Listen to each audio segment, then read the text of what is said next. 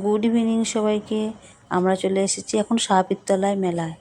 পুজো দিতে এসে পীর বাবার গায়ে চাদর চাপালাম, দিয়ে বেরিয়ে এখানে সবাইকে প্রসাদ দিলাম। পুজো দিয়ে বেরোলাম, পুজো দিয়ে বেরিয়ে তো মেলাটা ঘুরতে হবে। তো মেলা মানেই তো প্রচুর লোকজন। তা আমরা মেলা ঘুরে আমরা নাগরদোলার যেখানে বসেছি ওখানে এলাম নাগরদোলায় চাপবো বলে।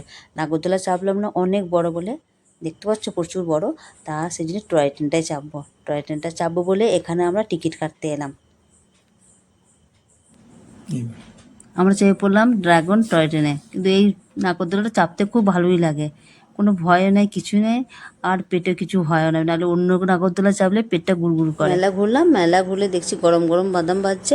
এখান থেকে একটু গরম গরম বাদাম ভাজা নিয়ে নিলাম। হলো আমাদের মেলা পুরোটাই ঘোরা হয়ে গেল।